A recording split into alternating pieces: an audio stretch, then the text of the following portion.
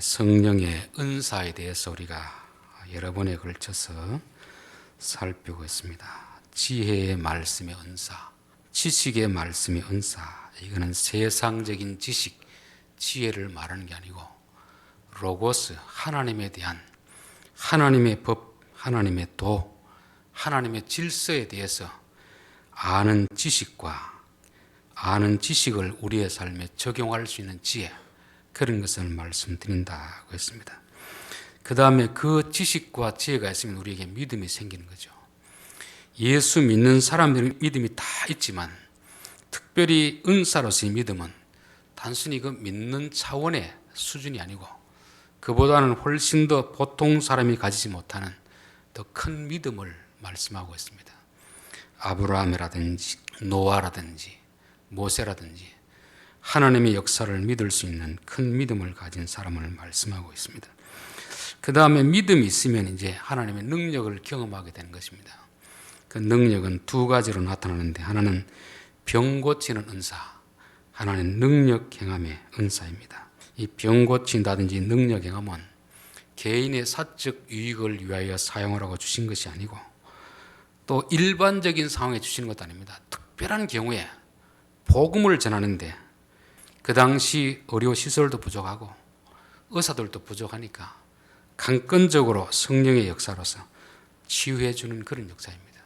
능력 행함은 복음이 들어가야 되는데 복음을 반대하는 악한 영적 세력들을 내어쫓는 이런 능력을 말씀하고 있습니다.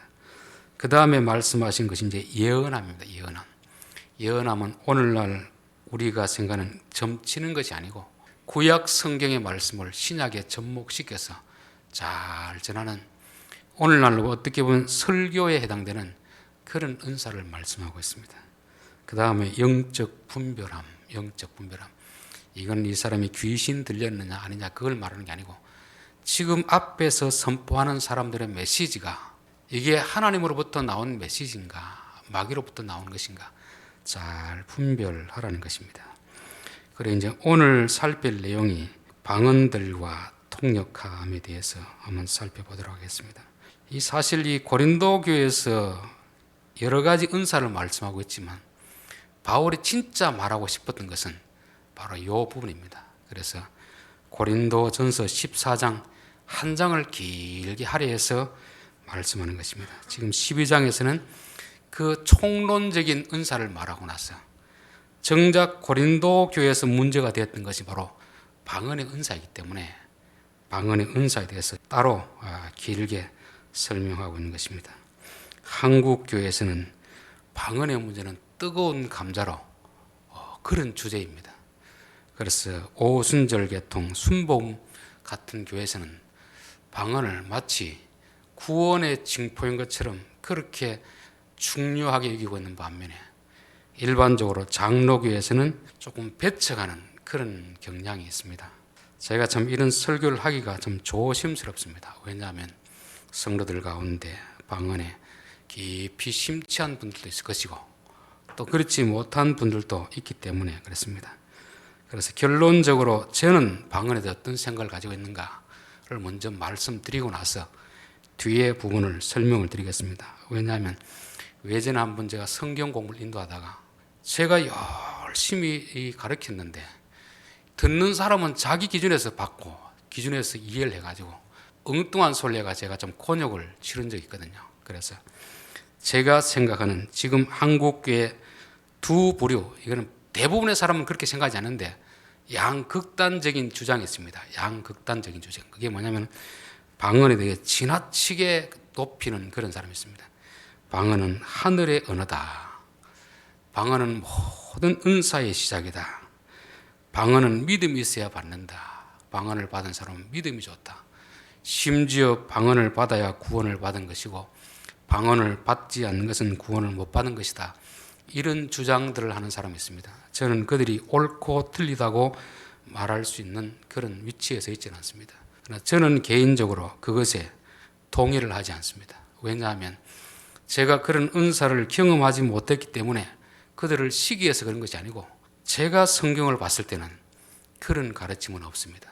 물론 그들이 주장을 하는데 그 인용하는 성경 구절이 성경을 오해해서 주장하는 그런 구절이기 때문에 제가 본 구절로서는 그런 주장은 합당하지 않다, 그렇게 저는 여기고 있습니다.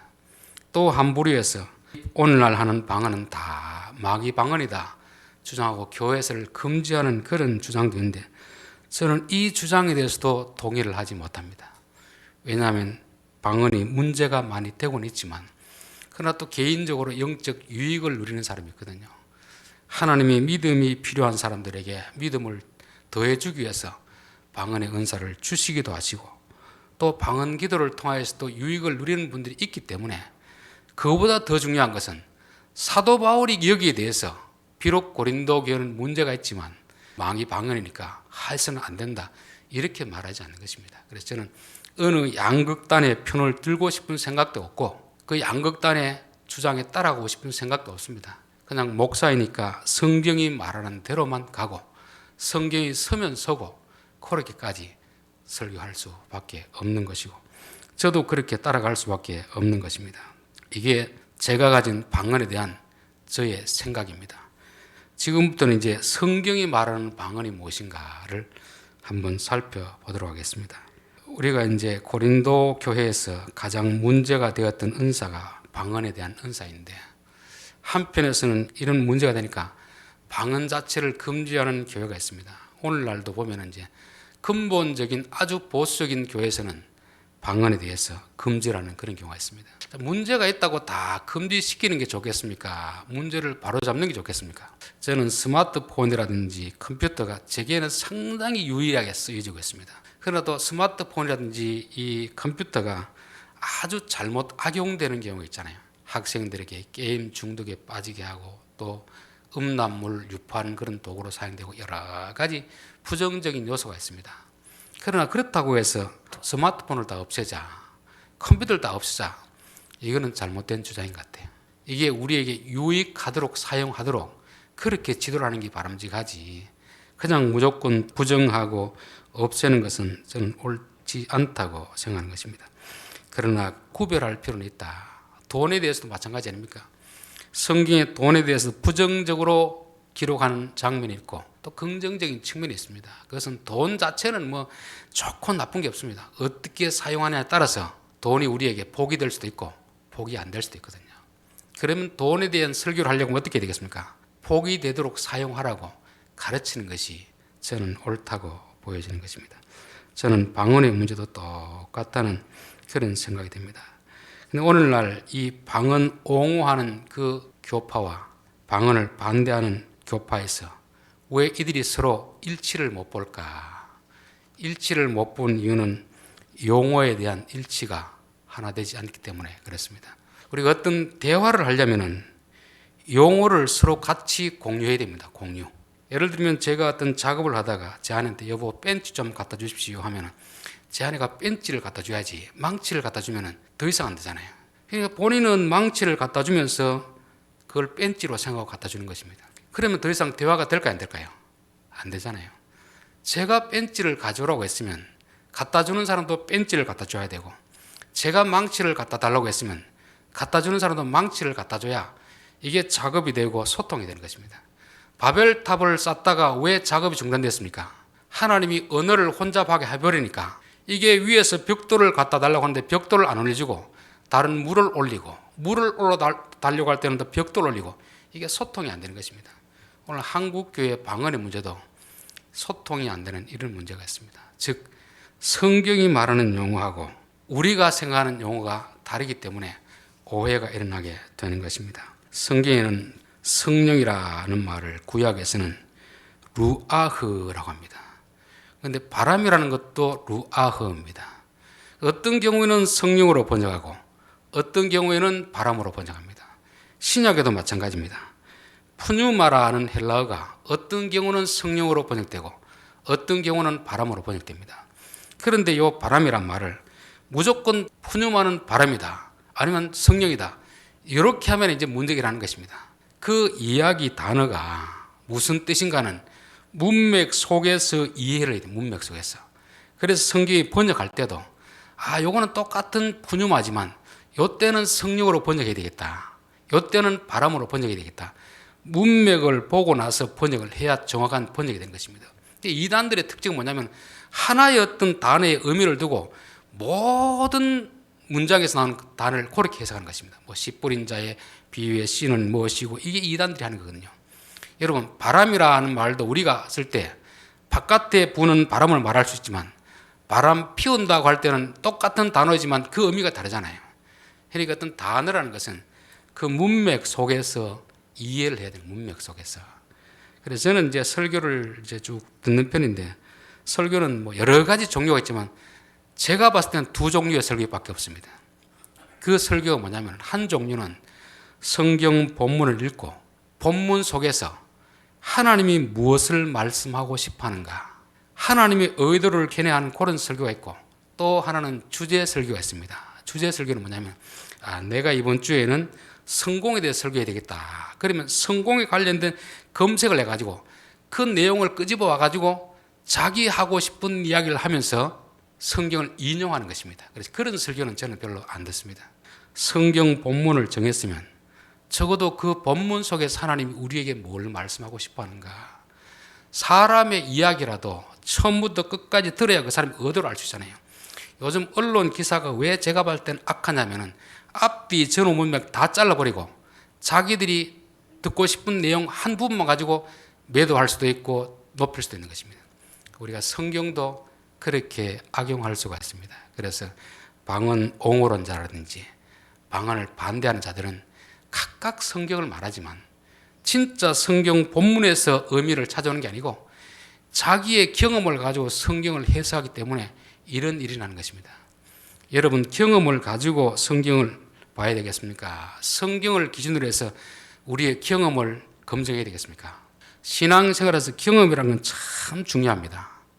그러나 경험이 말씀을 앞서면 안 됩니다. 하나님이 모세에게 무리바 물가에서 반석을 쳐서 물을 내라 했잖아요. 그 말씀을 순종했습니다. 그런데 40년이 지나고 나서 하나님이 말씀을 바꿉니다. 이번에는 반석을 치지 말고 명하여 물을 내라고 했습니다. 그런데 모세는 그 말씀에 순종하는 게 아니고 40년 전의 경험을 가지고 그대로 하는 것입니다. 이게 불순종이 되는 것이죠. 경험이라는 것은 우리의 신앙에서 한편으로는 좋은 도구가 될 수 있지만 또 한편에서는 경험이 하나님의 말씀을 왜곡시키는 그런 도구가 될 수 있다는 것을 말씀하고 있습니다. 그래서 우리가 성경에 나오는 방언이라는 내용도 내가 경험하는 그 지금 영적인 현상을 가지고 성경을 볼 것인지, 아니면 성경에서 무엇을 방언이라고 하는지를 우리가 한 번쯤 볼 것인지, 이 두 가지 전제가 일치를 해야 그때부터 대화가 되는 것입니다. 이게 일치가 안 되면 더 이상 대화는 안 됩니다. 이제 개신교하고 가톨릭하고 가장 큰 차이가 뭐냐면 성경에 대한 관점의 차이입니다. 개신교는 모든 신앙과 삶의 기준으로 성경을 꼽고 있습니다. 그래서 우리는 항상 성경을 기준으로 판단하는 것입니다. 그런데 가톨릭에서는 성경이 기준이 아닙니다. 종교회의가 기준입니다. 어떤 결정을 내렸으면 그 기준이 성경보다 위에 있습니다. 그러니까 기준 자체가 틀린 것이죠. 그러니까 가톨릭에서는 교황은 무하다, 이런 결정을 내렸습니다. 종교회의에서. 우리의 기준으로 보면 그게 잘된 겁니까? 잘못된 겁니까? 잘못된 것이죠. 그런데 그들을 볼 때는 잘된 겁니까? 잘못된 겁니까? 잘된 것이죠. 그러니까 개신교 목사와 천주교 신부님들이 교황 무엇에 대해서 백날 논쟁해도 결론이 나지 않습니다. 기초 근거가 다르기 때문에 그런 기초 근거가 다르기 때문에 그러죠. 방언에 대한 것도 똑같습니다.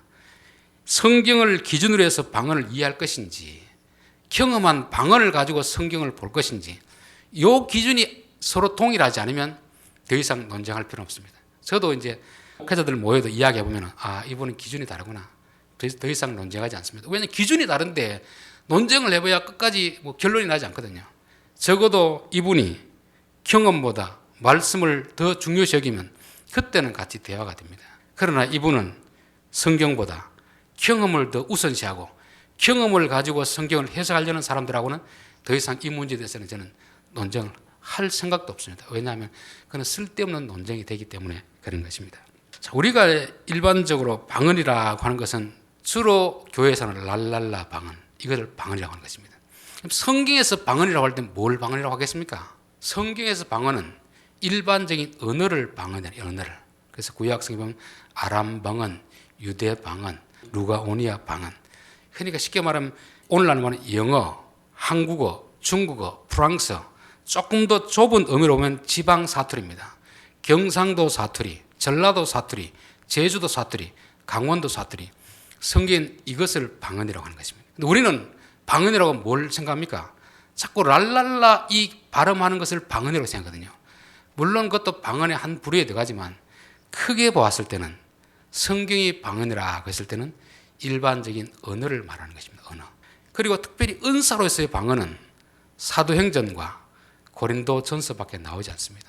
다른 성경은 방언이 나오지 않습니다. 물론 마가복음에 나오는데 그 방언은 오늘날 말하는 그 방언이 아닙니다. 예, 성경이 말하는 방언과 오늘날에 말하는 방언은 다르다는 것이고, 굳이 오늘날의 방언과 비교하려고 하면 고린도전서 14장에 나오는 방언이 오늘날과 유사하다고 그렇게 볼 수가 있습니다. 그래서 고린도전서 오늘 12장, 13장에 나오는 방언은 오늘날 말하는 랄랄라 방언이 아닙니다. 사도행전이 말하는 그 방언을 지금 방언이라 그렇게 말씀하고 있습니다. 우리 사도행전 2장을 한번 찾아보겠습니다. 2장 4절 보겠습니다. 그들이 다 성령의 충만함을 받고 성령이 말하게 하심을 따라 다른 언어들로 말하기를 시작하니라. 요 개역 개정에는 다른 언어들로 말하기를 시작하니라 이렇게 했습니다. 그 앞에 개역 한글 성경에는 다른 방언들로 말하기를 시작하니라 그렇게 번역되어 있습니다. 그럼 왜 방언이라는 말을 언어로 번역했겠습니까? 바꾼 이유가 뭐겠습니까? 방언이라고 해놓으니까 자꾸 오늘날 현대인들에는 방언으로 오해를 하니까 언어라는 말로 바꾼 것입니다. 오해를 하니까. 그래서 저도 이 방언에 대해서 말할 때는 적어도 언어를 좀 바꿔야 되겠다.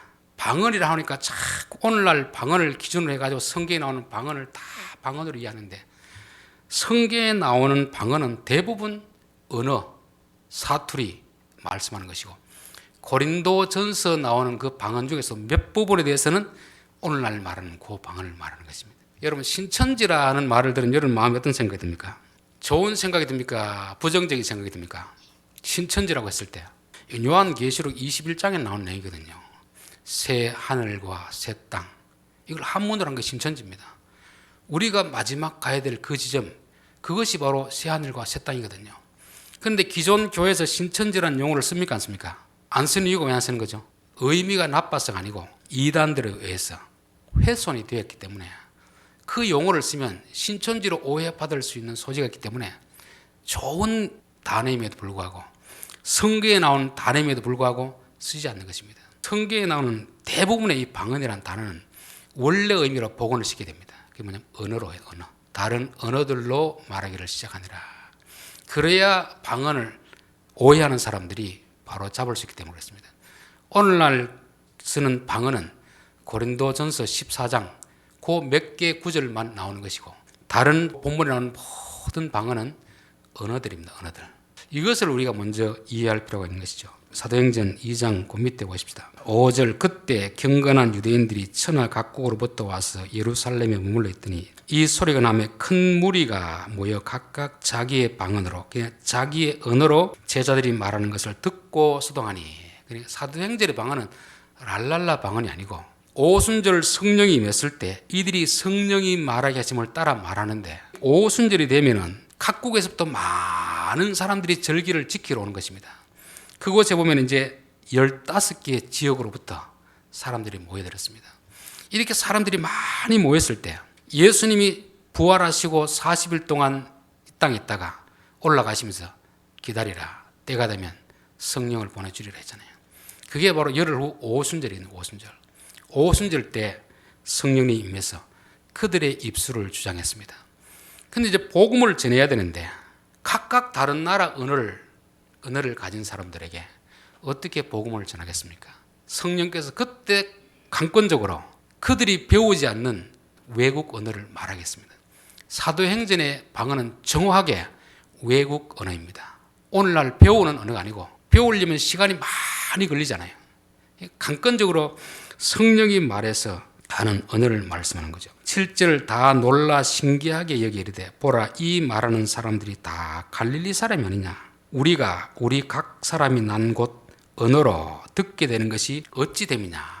이 사람들이 갈릴리 사람이고 유대인들인데 내가 중국 사람이고 미국 사람이고 프랑스 사람이고 영국 사람인데 어떻게 저들이 중국말을 하고 영국말을 하고 프랑스어를 하고 한단 말인가. 저 사람들이 언제 이 언어를 배웠는가. 그게 놀라게 되는 거죠. 우리는 바데인과 메데인과 엘람인과 또 메사포타미아, 유대와 갑바도기아, 본도와 아시아, 부르기와 암빌리와 애굽과 이 여러 지역에서 온 사람들입니다. 이 사람들은 히브리어를 쓰는 게 아니고 그 나라 언어를 쓰는 거죠. 우리나라 사람들도 어릴 때 미국 가면은 한국어를 모르고 뭘 합니까? 영어를 쓰잖아요. 그들이 이제 한국 왔을 때 한국 사람들은 영어를 아는 사람이 있고 영어를 모르는 사람이 있잖아요. 영어를 배우지 않은 사람이 영어를 막 말하니까 이야 저 사람 좀 신기하다. 그렇게 말하는 것을 말씀하는 것입니다. 11절 그레데인과 아라비아인들이라 우리가 다 우리의 각 언어로 하나님의 큰 일을 말함을 듣는도다 하고 되어 있죠. 고린도 교회 방언하고 사도행전의 방언과 가장 큰 차이가 뭐냐면은 사도행전의 방언 복음을 전하기 위해서 쓰여지는 외국인 방언입니다. 고린도 교회 방언 뭐였습니까? 기도하는 방언으로 이렇게 보통 이제 신학자들이 뭐 대인 방언이다, 대신 방언이다 하잖아요. 하나님 앞에 하는 방언. 여기는 사람들에게 하는 설교, 전도 그런 용어로 쓰여지는 방언입니다. 그런데 이제 문제는 자꾸 오순절 쪽에서 자기들이 하는 방언의 역사를 어디로 자꾸 가져가냐면 사도행전의 역사를 가져. 사도행전의 역사. 왜냐하면 고린도에서는 교회의 방언은 고린도 교회 언제 방언이 임했는지 역사가 없습니다. 사도행전의 역사가 없어요. 사도행전 18장에 보면 그게 없습니다. 고린도 교회 사도 바울이 1년 반을 유했는데 거기서 방언을 했더라는 말이 나타나지 않습니다. 그 대신 에베소 교회에서 가서 할 때는 그 사람들이 성령을 모르니까 안수하니까 성령이 임하고 방언을 했다. 그런 말이 나오는데 정작 고린도 교회에서는 방언이 나오지 않으니까 이 방언이 언제 시작된지 출처를 모르니까 결국 어디로 가져가냐면 사도행전으로 가져간 것입니다. 사도행전 오순절 날에 방언이 맺으니까 지금 우리가 하는 방언이 그 방언이다 하는데 그렇게 되면 말이 안 됩니다. 왜냐하면 지금 하는 방언하고 사도행전에 나오는 방언은 근본적으로 틀리거든요. 사도행전뿐만 아니고 사도행전 2장만 아니고 10장에 가면 고넬료의 집에서 성령이 임하고 방언하고 또 에베소교회 성령이 임하고 방언하고 이런 내용이 있지만 그 교회 에베소교회에서는 방언으로 인해 전혀 문제가 안 됐습니다. 에베소서의 방언에 대해서 나옵니까 안 나옵니까? 한 줄도 안 나옵니다.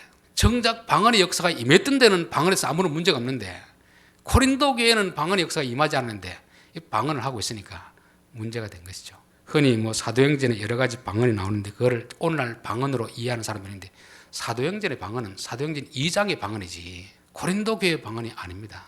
이걸 우리가 이해할 필요가 있는데 이거를 막 뒤죽박죽 섞어 놔버리니까 이거 뭐 여기 나오는 것도 방언도 오늘날 방언이다. 마가복음에 우리 16장 한번 살펴봤죠. 믿는 자들의 이런 표적을 따르리니 귀신을 쫓아내며 새 방언을 말하며 손을 얹어 기도한 적 병이 나으리라. 거기 나오는 방언이라는 용어까지 다 오늘날 말하는 랄랄라 방언으로 다 그냥 이해를 해버리니까 이게 성경에 말하는 방언하고 오늘날 하는 방언하고는 전혀 맞지를 않는 그런 상황에 직면하게 된 것이죠. 그래서 오늘날 하는 방언은 14장에 가서 이제 좀 자세히 다루겠습니다. 성경이 말하는 일반적인 적어도 사도행전이 말하고 고린도전서 12장, 13장이 말하는 방언은 오늘날 우리들이 이해하고 있는 그런 방언하고는 다르다는 것입니다. 그래서 앞에서도 이야기했다시피 어떤 분들은 대인 방언이다, 대신 방언이다. 그래서 사도행전에 나오는 모든 방언은 대인 방언입니다. 즉 복음을 전하기 위해서, 선포하기 위해서, 설교하기 위해서는 그런 방언이지 기도용으로 주신 방언이 아니라는 것을 우리가 이해할 필요가 있습니다. 또 우리 한글 성경에는 이게 구분이 안 되는데 헬라어 성경은 구분이 되는데 어떻게 구분이 되냐면 복수, 단수 이렇게 되어 있습니다. 복수, 단수. 오늘 고린도전서 12장에는 뭐라고 되어 있습니까? 어떤 사람에게는 방언들이죠. 그렇죠? 각종 방언들을 말함이며 방언 기도를 통역하는 게 아니고 방언들 통역하는 것입니다. 언어죠, 언어. 여러 언어는 지금 하나님이 나누어 놨기 때문에 하나의 언어가 아니잖아요. 한국어, 중국어, 일본어 여러 언어가 있잖아요. 그런데 여러 언어이기 때문에 항상 복수로 나오는 복수. 통역도 마찬가지입니다. 방언 기도를 통역하는 게 아니고 방언들을 통역하는 것입니다.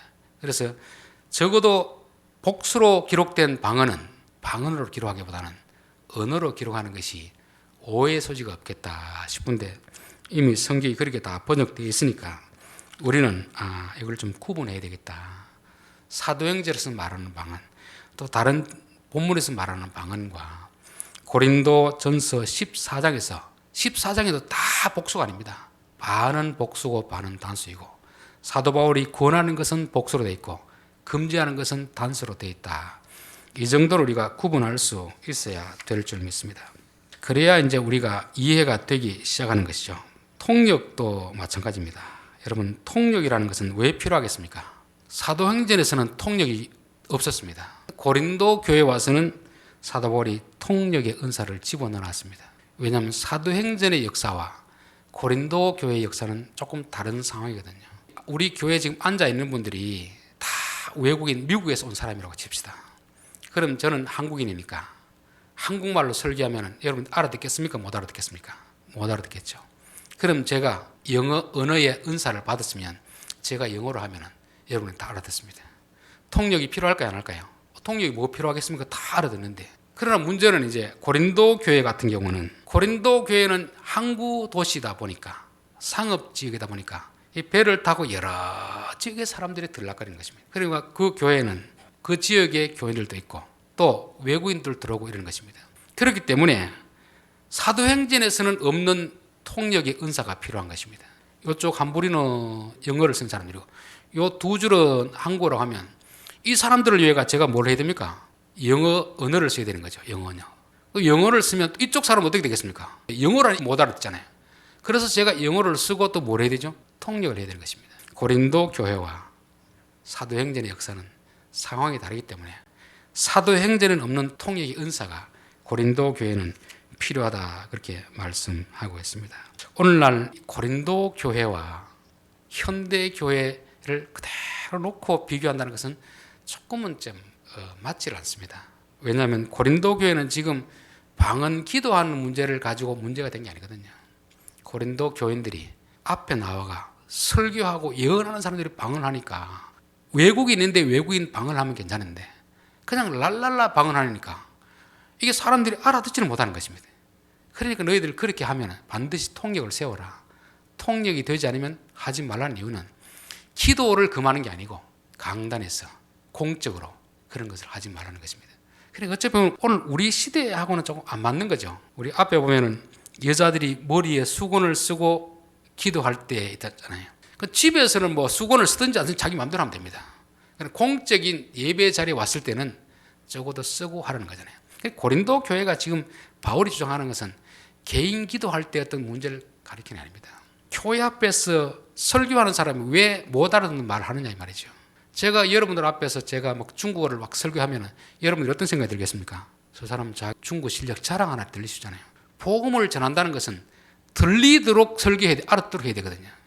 그런데 자기 어떤 실력 있는 거 가지고 자랑한다고 막 이래 하면 교회 유익이 되겠습니까? 그래서 사도 바울은 교회에서는 1만 마디 못 알아듣는 방언하는 것보다도 깨닫고 알아듣는 말 5마디 하는 게 더 유익이 있다는 말은 바로 이 고린도교의 문제되는 것은 방언은 방언인데 오늘날 한국교회처럼 그런 기도의 문제가 아니고 설교할 때 하는 방언을 말하는 것입니다. 그런 측면에 봤을 때는 뭐 장로교에서는 그런 문제가 전혀 이 방언의 문제가 안 됩니다. 왜냐하면 장로교 목사가 강단에서 설교할 때 방언을 하는 사람이 있습니까?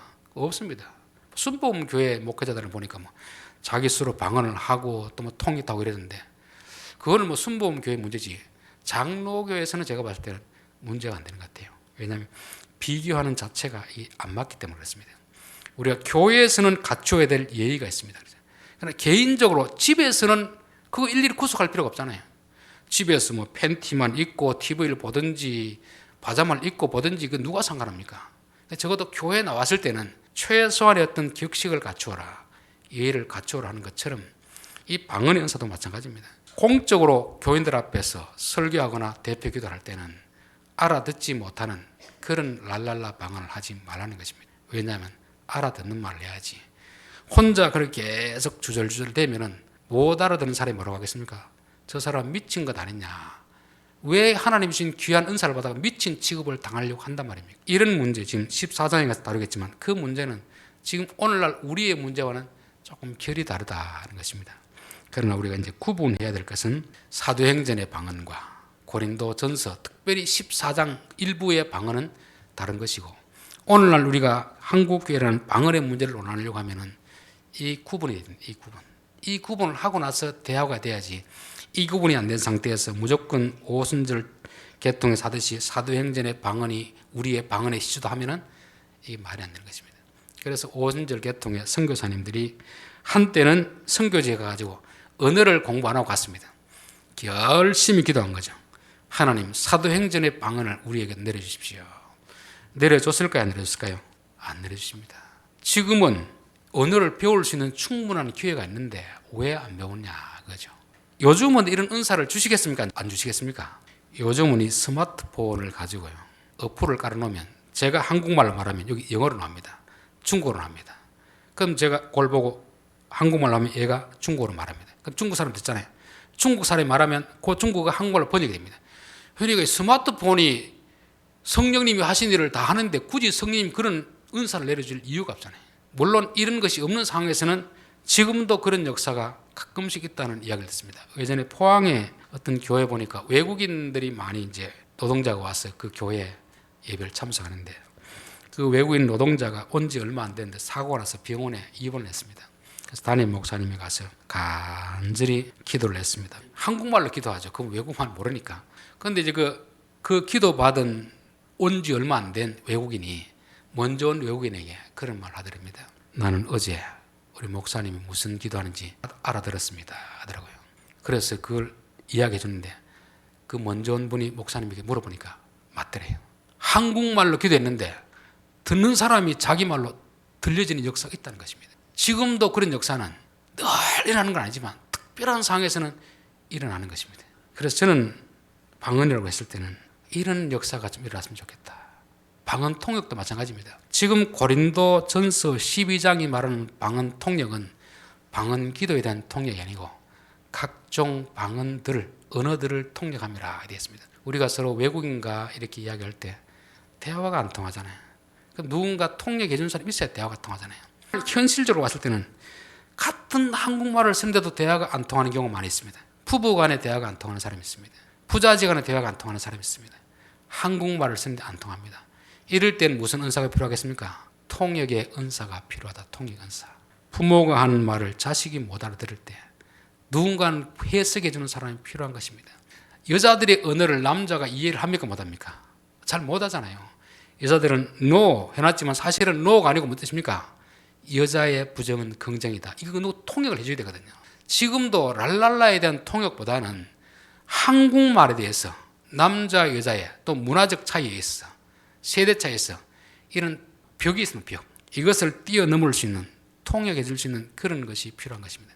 저는 오늘날 성경도 이 성경이 기록된 지가 오래되었기 때문에 이 당시 문화와 지금 문화가 다르기 때문에 성도들이 이해 못할 때 이것을 잘 통역해 준 사람이 누가 되겠습니까?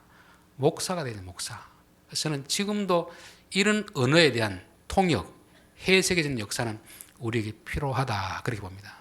이게 물론 뭐 초자연적인 은사는 아니지만 현실적으로는 하나님께서 이런 은사를 주시기를 원한다. 저는 그렇게 믿습니다. 자, 오늘 결론입니다. 참 무거운 주제를 다루었습니다. 뜨거운 감자와 같은 그런 주제를 다루었는데 한국에는 두 부류의 극단적인 주장이 있습니다. 하나는 방언은 모든 신앙의 기초이고 방언을 받아야 구원을 받고 마치 신앙의 우위권을 차지할 것처럼 하늘의 언어인 것처럼 말하는 그런 사람들이 있습니다. 저는 아직까지 제가 성경을 보면서 성경이 그렇게 주장하는 것을 찾지 못했기 때문에 그들의 주장에는 동의를 하지 못하는 것입니다. 또 한편에서는 극단적 보수주의들, 근본주의자들 교회에서는 방언은 이미 사라졌기 때문에 교회에서 하는 것은 다 마귀의 역사라는 것도 거기도 좀 주장에 동의를 하기 힘들어요. 왜?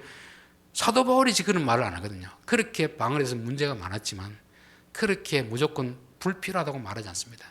오히려 문제가 있는 자들에게 좀 제대로 잘 사용할 수 있도록 바른 것을 가르쳐 주는 것입니다. 그래서 저는 우리 성도들도 성경이 말하는 방언하고 오늘날 교회에서 진행되고 있는 방언이 어떻게 다른가를 구분할 필요가 있습니다. 적어도 성경에 말하는 방언은 그냥 성경 신구약 전체에서 말하는 방언은 언어입니다. 언어. 아람 방언, 아수르 방언, 유다 방언, 루가오니아 방언. 이 방언이라는 단어가 지방 사투리고 한 나라의 언어를 말하는 것입니다. 그게 전체적인 방언이라는 의미이고 그 중에서 특별히 사도행전과 고린도 전서에서는 은사로 주시는 방언이 나옵니다. 은사로 주시는 방언.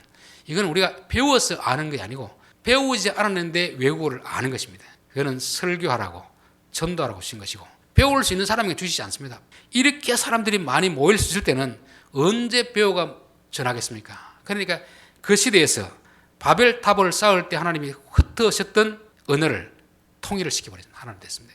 저는 여기서도 보면 이 사람이 무슨 언어를 했을까를 생각해 보니까 이건 제 추측인데 메대인, 바사인 여러 나라 사람들이 왔으니까 120명의 사도들이 각자 1대1로 만약에 전도했다면 그 나라 언어를 쓸 수도 있습니다.